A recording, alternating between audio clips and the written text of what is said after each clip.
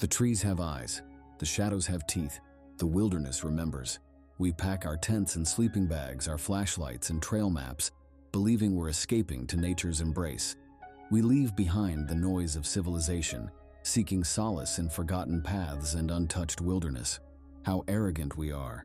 The ancient forests don't welcome us, they tolerate us. The mountains don't marvel at our courage, they wait for our mistakes. The creatures watching from the darkness don't fear our campfires, they simply bide their time. Ask yourself, why do we feel that primal shiver when night falls in the woods? Why do we huddle closer to the dying embers as the darkness thickens? Perhaps because deep in our DNA, we remember a time when we weren't the apex predator, when we were the prey. In these stories, 3 souls have returned from places they should never have gone. Devil's Creek, Echo Pines, Trailhead 94. They've brought back warnings disguised as stories. Tales of cycles that never end, of entities that hunger, of woods that don't let go. Some say these are just stories, clever fabrications to frighten friends around a campfire, but the next time you're setting up your tent in some remote clearing and you hear a whisper that sounds almost like your name, or glimpse movement just beyond your flashlight's beam, remember, not all who wander into the wild places return as themselves, and some never return.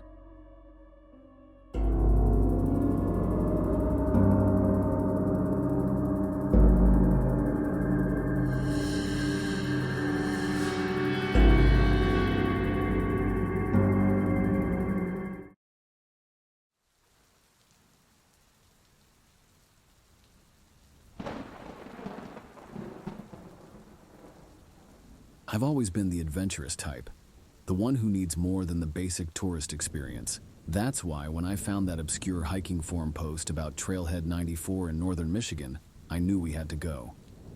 Untouched wilderness, they called it, only for experienced hikers.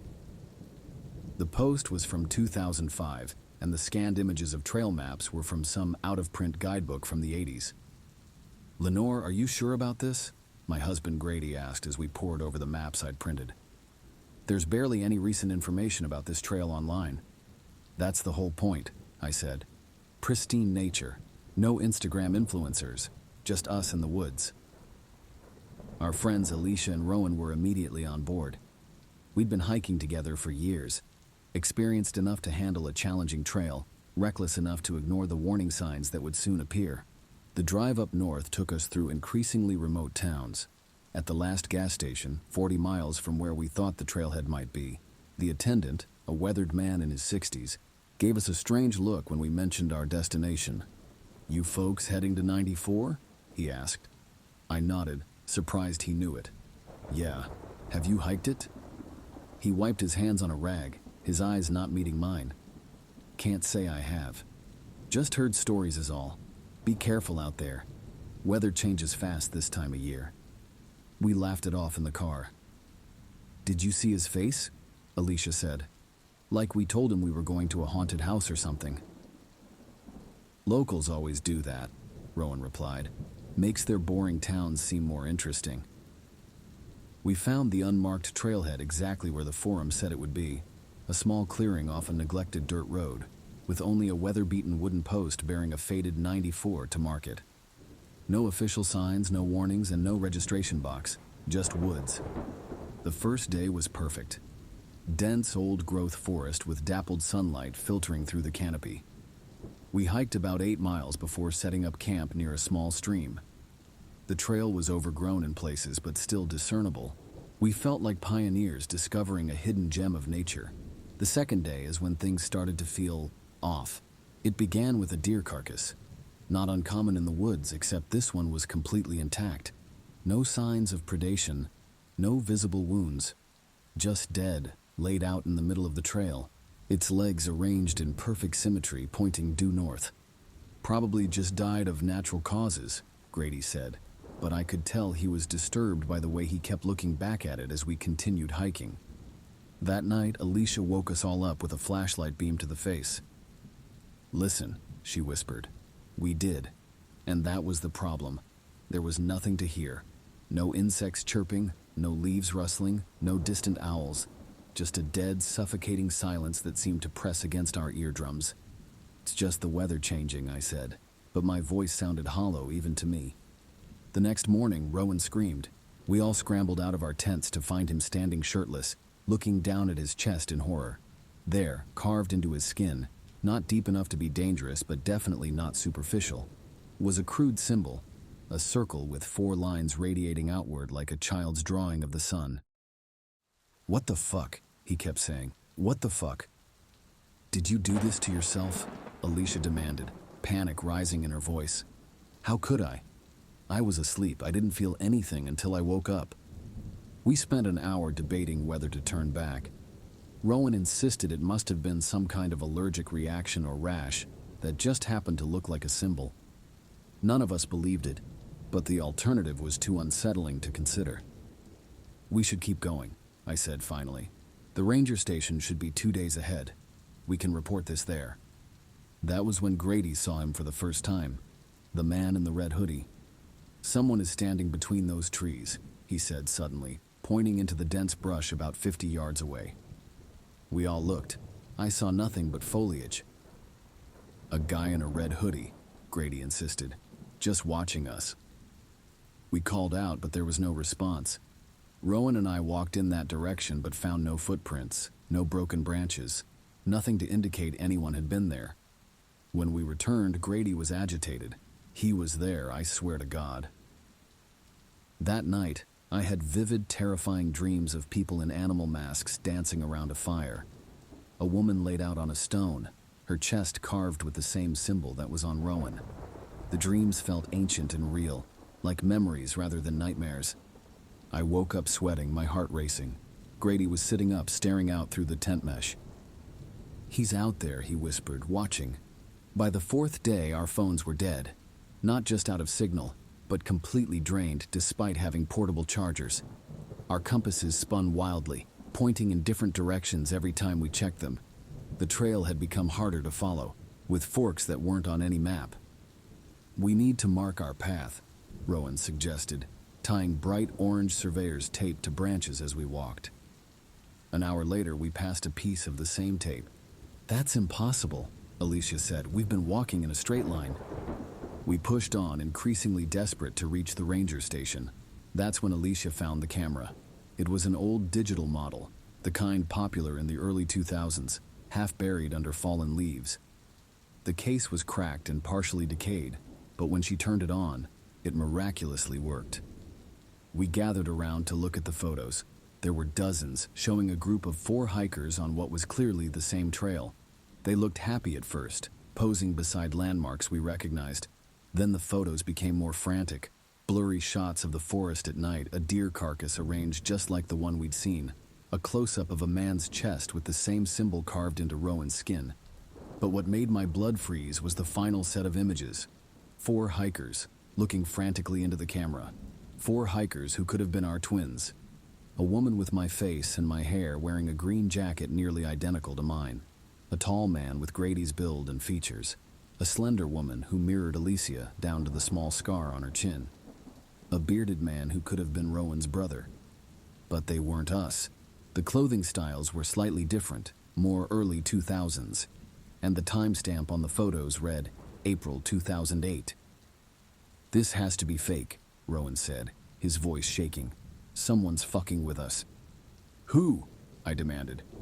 "We haven't seen a single other person on this trail." "The guy in the red hoodie," Grady insisted. That night, none of us slept.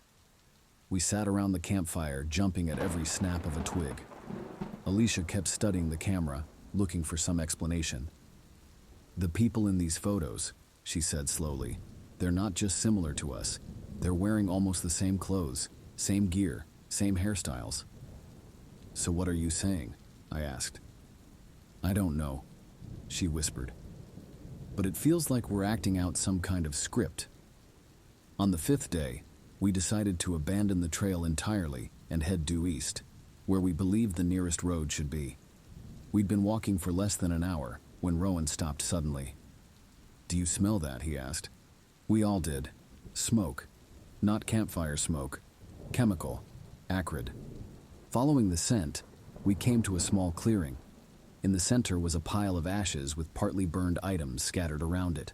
A hiking boot, a tent pole, a melted plastic water bottle, and a camera, the exact same model Alicia had found. Someone tried to burn their gear, Grady said.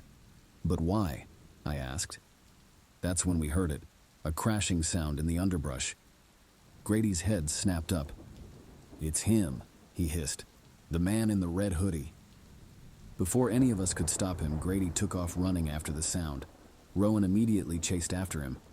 Alicia and I called after them, but they vanished in the forest. We need to follow them, I said, grabbing my pack. Alicia shook her head, her face pale. No, we need to split up, cover more ground. I'll go this way, you go that way. Whoever finds them first, just yell. I knew it was a bad idea, but panic had overridden any logical thinking. We separated, promising to meet back at the clearing in an hour if we found nothing. I ran through the woods, calling for Grady, then for Rowan. The forest seemed to swallow my voice. The canopy grew thicker, blocking out more and more light until I was navigating through a dim green haze. I'm not sure how long I ran before I broke through the trees and found myself standing on the edge of a small paved road. Relief flooded me. Civilization. A bit down the road, I saw a small building with a parked truck outside it. The ranger station. I sprinted toward it, bursting through the door, startling the uniformed man behind the desk. I need help, I gasped. My husband and our friends, we were hiking and got separated. Slow down, ma'am, the ranger said, standing up. He was older, maybe in his 50s, with a gray mustache and kind eyes. Where were you hiking? Trailhead 94, I said. The color drained from his face and he just stared at me. That's impossible, he said quietly. What? No, we've been on it for 5 days. We found it exactly where the forum post said it would be. He shook his head slowly. Trailhead 94 was officially closed and removed from all maps in 1991. After the disappearances. My stomach dropped. What disappearances? He turned and walked to a bulletin board on the far wall. We've had groups go missing in those woods for decades. Always the same pattern. Always 4 hikers. He pointed to a series of yellowed newspaper clippings, missing person reports, search party announcements. My eyes scanned them frantically until they locked onto one from a lower corner of the board. It was dated April 1994, 30 years ago. The headline read, "Search continues for missing hikers." And there, staring back at me, was my own face.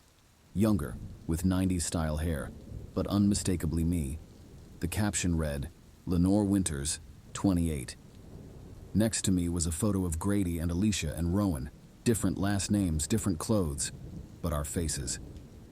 This isn't possible, I whispered. This isn't me. I wasn't even born in 1994.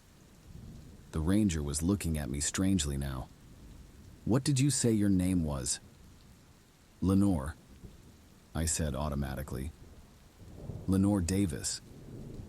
His expression shifted from concern to fear. He slowly reached for the phone on his desk. The woods, he said quietly. They take people. Same types. Same patterns. Every few years, another group of 4. We find evidence, equipment, cameras, sometimes blood, but never bodies. I don't understand, I said, my voice barely audible. The locals have theories that the forest is alive somehow, that it recreates its victims, loops them, feeds on their fear until it's satisfied, then starts again with new faces but the same souls. I backed away from him, bumping into a rack of trail maps. That's insane. I'm real. I'm here. He nodded slowly. Every version thinks that. My hands were shaking as I pulled out the camera Alicia had found. I turned it on, scrolled to the last photo and showed him. These people, they look like us, but they're not us. He took the camera, studied the image, and then looked back at me with pity in his eyes. That's Lenore Winters, he said, pointing to the woman who looked like me, and her husband Brian, and their friends Candace and Joseph. They went missing in 2008.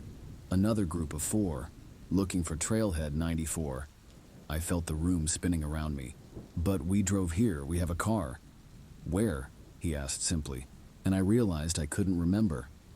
I couldn't remember what car we'd driven or where we'd parked it.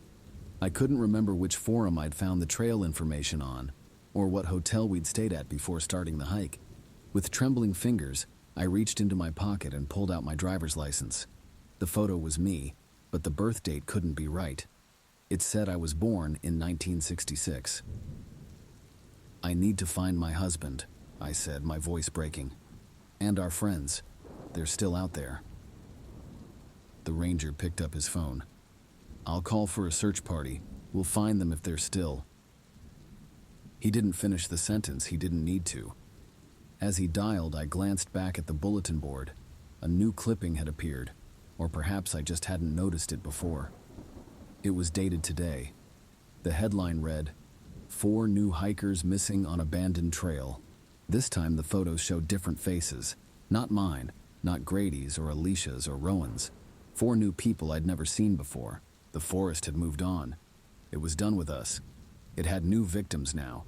And somewhere in those woods, the man in the red hoodie was watching them, waiting to guide them through the same horror we had just experienced.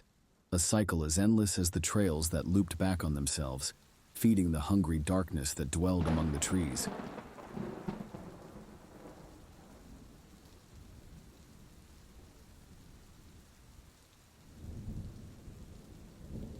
I've always been the careful type, the librarian who double-checks the locks, the woman who carries pepper spray even to the grocery store, the friend who plans every detail of a trip months in advance. Which makes what happened at Echo Pines all the more unforgivable. I should have known better. My name is Nadia Bloom, and 6 weeks ago I became a statistic in a file nobody will ever read. The flyer appeared in my library break room on a Tuesday. Simple white paper with black text and a minimalist pine tree logo. Echo Pines Wilderness Retreat. Rediscover your primal self. The bulleted promises beneath were exactly what my therapist had been pushing me toward for months after my divorce from David. Detox from technology, reconnect with nature, team building, self-reliance training. I'd been sleepwalking through life since the papers were signed, waking up, going to work, cataloging books, coming home to an empty apartment. Rinse and repeat. My sister Jen would have kicked my ass if she could see me like this. "You're still breathing, Dee," she would have said, using my childhood nickname. "Act like it." But Jen wasn't around to kick my ass anymore. Pancreatic cancer took her 2 years ago.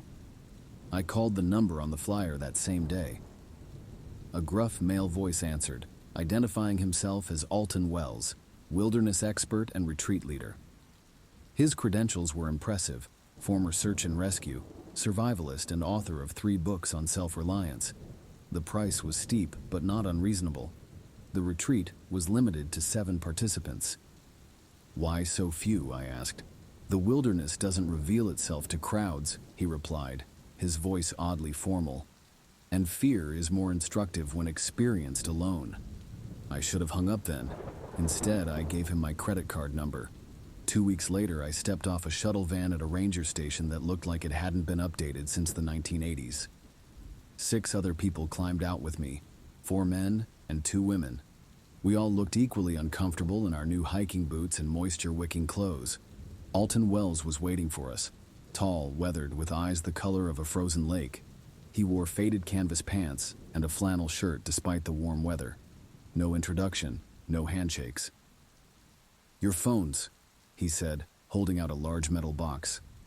We all hesitated, then reluctantly dropped our devices inside. I felt naked without mine, which I suppose was the point. "The park is officially closed today for staff training," Alton said. "We have special permission to be here. The rangers won't bother us." He distributed maps and small packs to each of us. Basic supplies, water purification tablets, protein bars, a compass, matches, a hunting knife in a leather sheath, and a flare gun with a single flare. "Follow me," he said. "We have 4 miles to camp before sunset." The hike was harder than I expected. Echo Pines lived up to its name. Our voices bounced eerily between the massive trees that seemed to swallow the light. By the time we reached the clearing Alton had chosen, my calves were burning and my shirt was soaked with sweat. While we caught our breath, Alton walked the perimeter of the clearing, hammering wooden stakes into the ground at regular intervals. "These mark your camping zones," he explained. "You will each sleep alone tonight. There are approximately 40 yards between you and your nearest neighbor." A man named Kyle, investment banker, marathon runner, the type who probably had Rise and Grind as his social media bio, raised his hand. I thought this was a team-building retreat. Alton's expression didn't change. You cannot build a team with broken pieces. The first night is about facing yourself. We drew numbers to select our zones. I got number 4. After a quick demonstration of how to set up our one-person tents, Alton gathered us around the fire he'd built. The sun was setting. He handed each of us a folded piece of paper. The outside read, "The Echo Pines Protocol. Do not open this until you are in your tent tonight," he said. "The instructions inside are critical. Follow them exactly if the situation arises." "What situation?" asked a woman named Gabriella, a doctor from Boston. Alton didn't answer. He dished out some kind of stew from a pot over the fire. It tasted good, but had an unusual aftertaste I couldn't place. Earthy, almost medicinal. "Get to your tents before full dark," Alton said when we'd finished eating. "And remember, the trees listen at night." I thought he was being theatrical, creating an atmosphere for city folks who'd paid for a wilderness experience. God, I was stupid. In my tent, by the beam of my headlamp, I unfolded the protocol paper. The handwriting was cramped and intense, the pen having pressed so hard it created ridges on the back of the page. "The Echo Pines Protocol.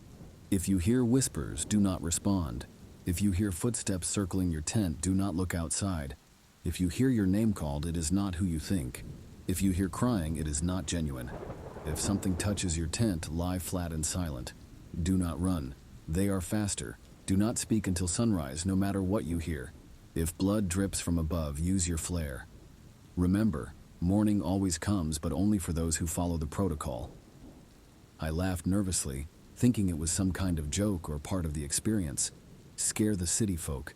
Make us bond through shared fear before teaching real survival skills tomorrow. I settled into my sleeping bag and switched off my headlamp. The darkness was absolute. No ambient light from street lamps or passing cars. No glow from a phone screen.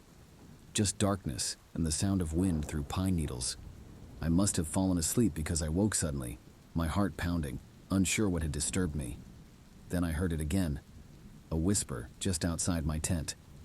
"D, help me." My sister's voice, unmistakable, impossible. "D, I'm cold, let me in." I sat up, instantly alert. The rational part of my brain said it couldn't be Jen, but it was her voice, the slight rasp from years of smoking, the way she said my nickname with the second E slightly higher in pitch.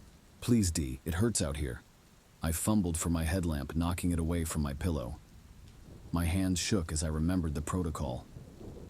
Rule 1. If you hear whispers, do not respond. "I know you're awake, D. I can hear you breathing." The voice was closer now, the fabric of my tent moving slightly as if someone was pressing against it.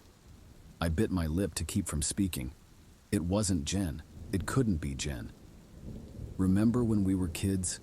The voice continued, softer now. "How you promised you'd never leave me alone in the dark. You promised, D." Tears welled in my eyes. I had promised that. When we were 8 and 10, sharing a room in the apartment after Dad left. Jen had been afraid of the dark, though she'd never admit it to anyone but me. The whispering continued for hours, sometimes Jen's voice, sometimes my ex-husband's, sometimes my mother's, all saying things only they could know, private conversations, inside jokes, brutal fights. The voice knew everything. When dawn finally broke, I was curled in a ball, hands over my ears. I hadn't slept, hadn't spoken, but I had followed the protocol. I emerged from my tent to find the others already gathered around a fresh fire. Everyone looked exhausted. No one spoke as Alton handed out tin cups of black coffee. Finally, Kyle broke the silence. "Did anyone else hear things last night?" Nervous glances all around. Slow nods. That was your first test, Alton said. Confronting the voices from your past. Well done to those who followed the protocol. Did you drug us? Gabriella demanded. That stew had something in it. Alton smiled thinly. A mild natural sedative to help you sleep in an unfamiliar environment. Nothing more. I didn't believe him, but I also couldn't explain how whatever I'd experienced knew such intimate details of my life. Where's Miguel? Asked a woman named Beth, glancing around. I counted. She was right. We were down to 6. The quiet guy with glasses who'd said he was a computer programmer was missing. Miguel chose to leave during the night, Alton said. The wilderness experience isn't for everyone. Without his phone or gear? Beth pressed. I gave him my satellite phone. He's fine. The explanation seemed reasonable, but something cold settled in my stomach.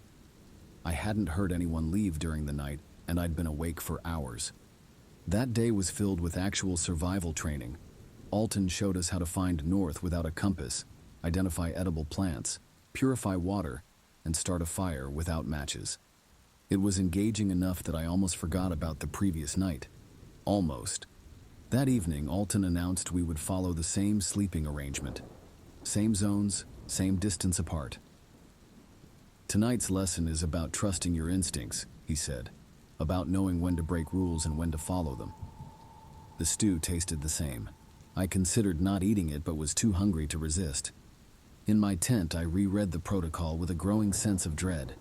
Something about this place felt wrong, like the air was too thick to breathe properly. I dug through my backpack and found the small GoPro I'd smuggled in, hidden in a tampon box. I'd brought it thinking I might want to document parts of the retreat. Now I set it up in the corner of my tent, recording. The night started the same. Darkness, wind, then whispers. My sister again, but more desperate this time. Dee, they're hurting me. Please help me. I pressed my hands over my ears. I can see you, Dee. I can see what you're doing. Then a new sound. Footsteps circling my tent. Slow. Deliberate. The beam of a flashlight swept over the walls of my tent. I remembered Rule 2 and stayed perfectly still. A scream shattered the night. High, terrified, cut off abruptly. It came from the direction of Kyle's tent. I sat up, my heart racing. More footsteps, running now, another scream, Beth this time, then silence. I reached for my knife, gripping it so hard my knuckles turned white. The protocol said, don't run, don't speak. It said nothing about defending yourself. The footsteps returned to my tent, slower now. Something scraped against the outside fabric. Not fingers, but something harder, like antlers. Nadia, a voice called, but it wasn't my sister anymore. It wasn't anyone I knew. It was wrong somehow, like multiple voices layered together. Nadia Bloom, librarian, divorced, sister dead from cancer. I bit my tongue until I tasted blood. We know you're recording, Nadia. You're a naughty girl, breaking the rules. How could it know about the GoPro? The zipper of my tent began to move, slowly pulling upward. I couldn't help it. I screamed. Rule broken. The zipper stopped. A long silence followed. Then a face pushed through the opening. But it wasn't a face at all. It was like a deer's head, but wrong. The proportions were off. The eyes were too forward-facing, too aware. And below the neck was a human body, impossibly tall and thin. Hello, Dee, it said in my voice. I've been looking for you. I raised the flare gun and fired directly at it. The thing moved inhumanly fast, but the flare caught its shoulder. It made a sound, not a scream, but a high-frequency vibration that made my teeth ache. Then it was gone, leaving the smell of burned meat and pine sap. I grabbed my GoPro and ran. Protocol be damned. I ran blindly through the trees, branches whipping my face. Behind me I heard more screams, more of those terrible vibrating sounds. I ran until my lungs burned, until I tripped over a root and fell hard, the taste of dirt and blood in my mouth. I lay there, certain the thing would find me, but the forest had gone silent. When I could breathe again, I got up and checked the GoPro. It was still recording. I oriented myself using the stars like Alton had taught us and headed east, toward the ranger station. I walked all night, As dawn broke, I stumbled onto a paved road. A park ranger in a truck found me an hour later, dehydrated and covered in scratches. He took me to the station, concern etched on his face. Inside, I told them everything. The retreat, Alton Wells, the protocol, the missing campers, the thing with the deer head. With each word, the rangers exchanged more worried glances. "Ma'am," one finally said, "Echo Pines National Reserve has been closed to the public for 30 years. There are no permits issued for groups, no retreats authorized." "That's impossible," I said. "There were 7 of us. We stayed 2 nights." "Did you enter through the main gate?" "No, a shuttle dropped us off here, at this station." The ranger shook his head. "This station is only staffed during fire season. It's been locked up for months." They thought I was crazy or on drugs. I showed them the protocol paper, but that only made them more suspicious. One made a call, speaking in low tones about another one and same symptoms as 2019. Finally, I remembered the GoPro. "I have proof," I said, pulling it out. They connected it to a computer, and we watched the footage together. It showed me setting up the camera in my tent.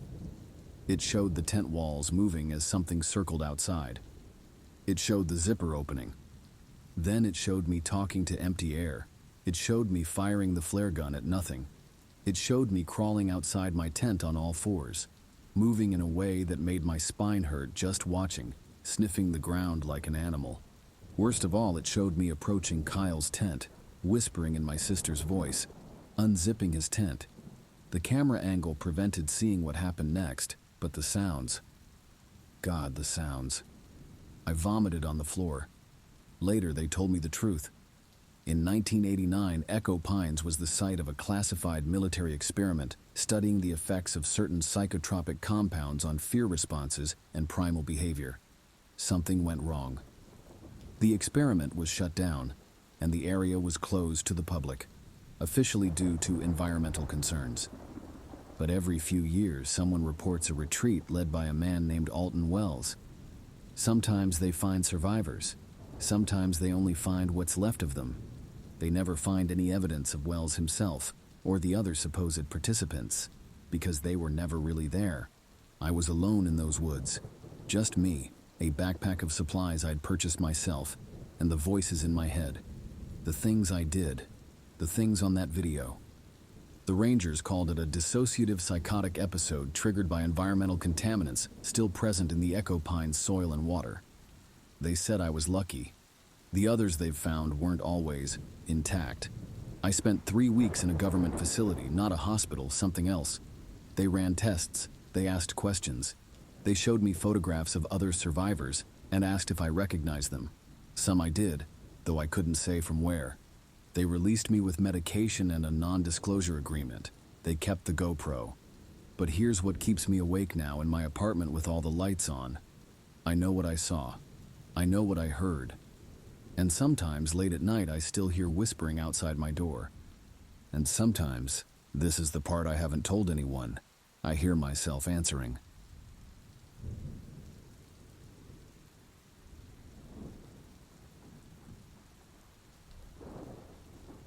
I don't sleep much these days. Can't afford to. Every time I close my eyes, I see Tyrese's face as he was dragged into the darkness, screaming my name. Not for help, he was beyond that, but an accusation. It's been 6 months since Devil's Creek. 6 months of nightmares, therapy sessions that go nowhere, and prescription bottles that don't do shit. I need to get this down on paper before I forget what happened, or worse, before I start believing the lies I've been telling everyone else. My name is Devin Rooks. I was 26 when all this happened, a college dropout with more debt than direction. My cousin Tyrese was 22, just getting his life together after some trouble in his teens. We weren't particularly close growing up, but death has a way of bringing family together. After my uncle's funeral, we found ourselves at the same shitty hotel bar, both a little drunk and talking about how short life is. "We should do something," Tyrese said. "Something to remember Uncle Ray." Uncle Ray had been the outdoorsy type, always taking us fishing when we were kids, teaching us to build fires, that kind of thing. So camping seemed appropriate. I suggested Devil's Creek, a place I'd heard about from some guys at work. supposedly haunted by some local legend called the thing that crawls home. I laughed when I told Tyrese about it. Just some bullshit story to scare kids. "You're not worried?" Tyrese asked, nursing his beer. "About what, some backwoods boogeyman? Fuck no." We left the next morning. The drive took about 3 hours, mostly on dirt roads after we left the highway. The forest was dense, old-growth pines that blocked out most of the sunlight. We found a clearing about a mile from the creek itself and set up camp. Just a couple of tents, a fire pit, some beer, and enough food for 3 days. That first night was actually nice. We drank, talked about Uncle Ray, and Tyrese opened up about how he'd been getting his shit together. Community college, a decent job as a mechanic's apprentice. Around midnight, we turned in. I passed out almost immediately. Something woke me around 3 a.m. It sounded like whispering outside the tent. I figured Tyrese had gotten up to take a leak, so I rolled over and tried to go back to sleep. But the next morning, Tyrese was acting weird. He was unusually quiet and kept his distance. "What's up with you?" I asked as I boiled water for coffee. "Why were you walking around naked last night?" he asked. "What are you talking about? I wasn't—" "Don't bullshit me, Devin. I saw you out there pacing around the campsite, whispering some weird gibberish shit. You were digging in the dirt with your hands, too." I laughed, thinking he was fucking with me. Man, I was out cold. Maybe you were dreaming. But he wouldn't let it go. He swore he'd seen me out there for nearly an hour before I crawled back into my tent. The thing is, I sleep like the dead. Always have. And my sleeping bag wasn't dirty or anything. We let it go, chalked it up to too much beer and the shadows playing tricks. We spent the day hiking, fishing in the creek, normal camping stuff. But that night, things got worse. I woke up outside my tent, dirt under my fingernails, my feet raw and bleeding like I'd been walking for miles. Tyrese found me like that, curled up next to the cold fire pit. "What the fuck, Devin?" His voice was shaking. I had no explanation. I've never sleepwalked in my life. We decided to move our campsite, thinking maybe we'd set up on some kind of ant colony or something that was disturbing our sleep. We hiked about a mile east and found another clearing. That's when Tyrese started getting sick. At first it was just nausea, but by that evening he was vomiting. Not normal vomit. This was thick, black, like oil or tar. He couldn't keep anything down, not even water. "We need to get you to a hospital," I said, already packing up our stuff. Tyrese nodded weakly, his face pale and sweaty. We left most of our gear and headed back toward the car.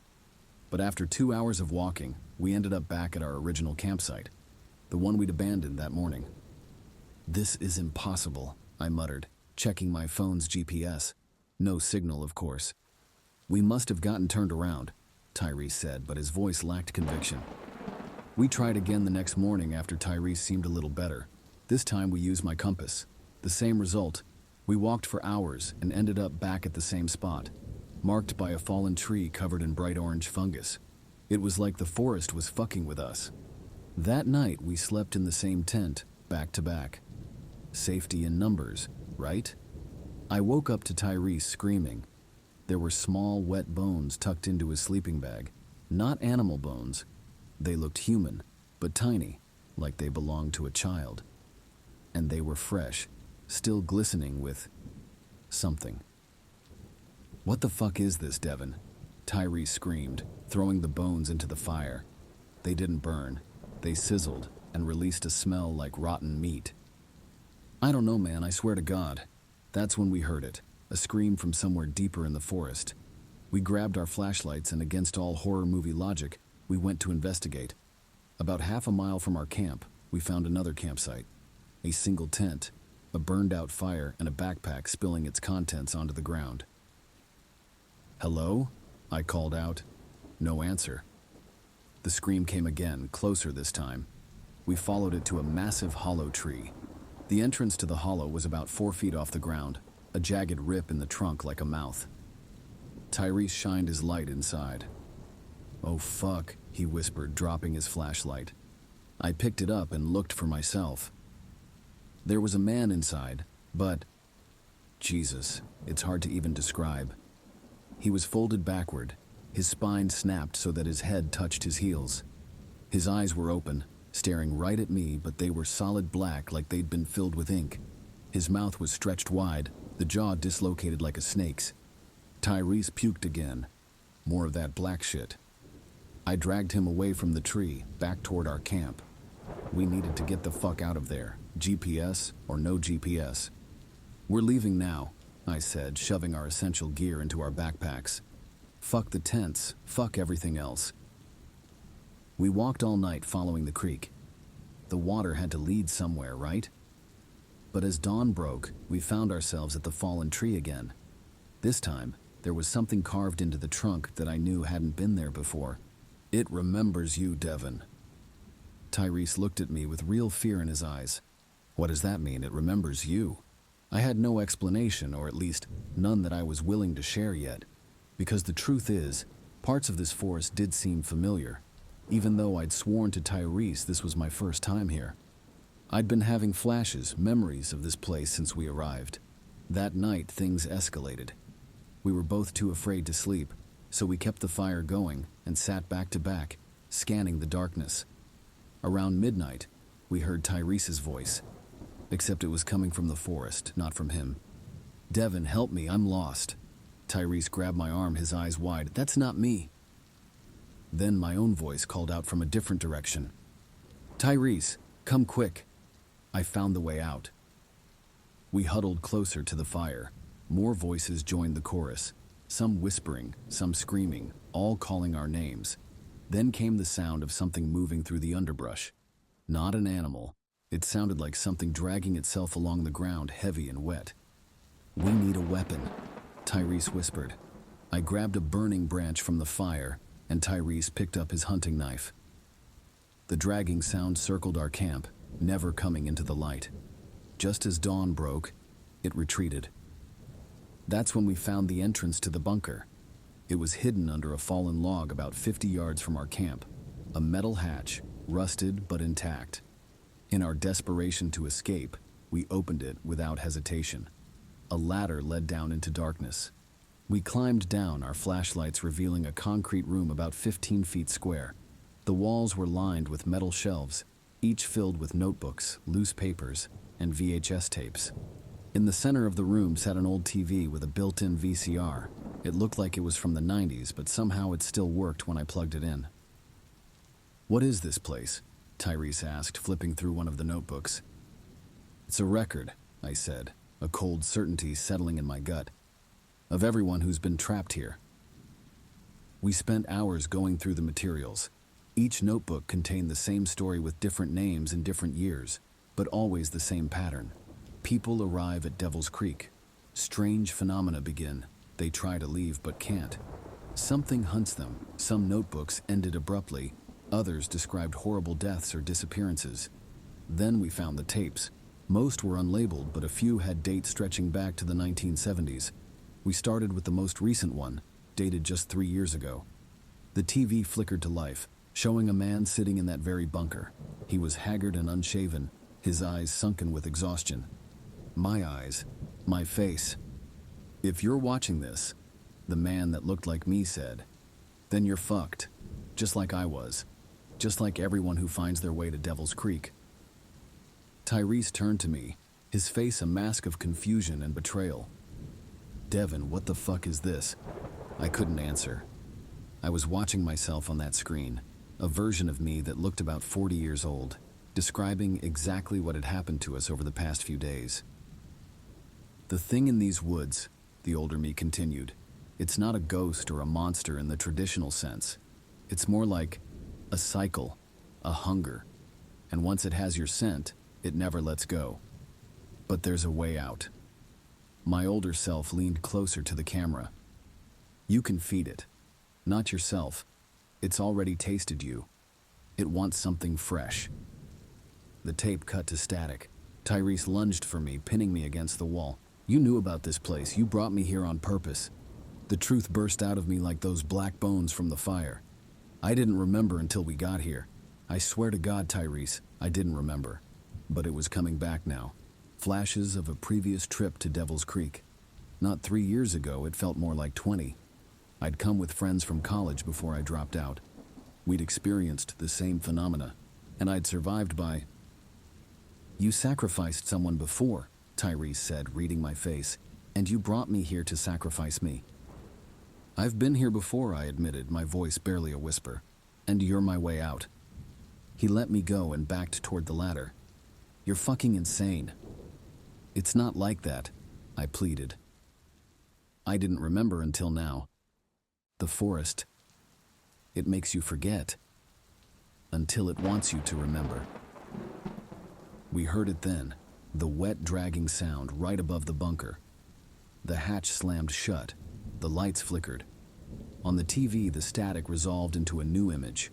The forest floor filmed from above, showing two men sleeping around a campfire, Tyrese and me from the night before. As we watched, a shape moved into the frame. Not human, not animal, but something in between. It crawled on all fours, but its limbs were too long, too jointed. Its skin seemed to shift and change, taking on the texture of the forest floor, then smooth human skin, then rough bark. It approached the sleeping form of Tyrese and hovered over him, its face, if you could call it that, inches from his. Then it looked directly at the camera, directly at us. The bunker door burst open. Something fast and dark flooded down the ladder. "It doesn't want me anymore," I screamed as the thing circled us. "It wants something fresh." The creature, the thing that crawls home, lunged, not at me but at Tyrese. He fought, stabbing at it with his knife, but it was like cutting through smoke. It enveloped him, a writhing mass of limbs and shadow. "Devin," he screamed, not for help but in accusation, in betrayal. I could have tried to save him. I should have. But I ran, up the ladder, into the night, running blindly through the forest until I collapsed from exhaustion. When I woke up, it was morning. I was lying outside the bunker again, but something was wrong. My hands were smoother. My back didn't hurt. The stubble on my face was gone. I found a small stream and looked at my reflection. I was 17 again, the age I'd been when I first came to Devil's Creek. The forest had given me back my youth, but at a terrible cost. And now the cycle was starting over. I made it back to civilization eventually. Told everyone Tyrese and I got separated, that I searched for days but couldn't find him. They organized search parties, but of course, they found nothing. Sometimes I think about going back, to warn others, to try to break the cycle. But I'm too much of a coward. Because deep down, I know the truth. The thing that crawls home isn't some separate entity. It's the forest itself, and it's inside me now, waiting for me to bring it more souls. If you're listening to this and you're thinking about camping near Devil's Creek, don't.